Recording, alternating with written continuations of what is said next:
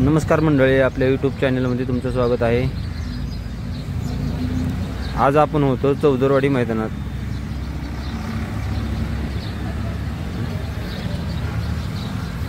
Semi 4 मध्ये तास क्रमांक 9 वर गाडी पळालेली।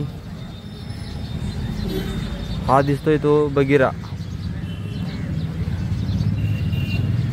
एकविरा मधला आहे, पुण्यातला।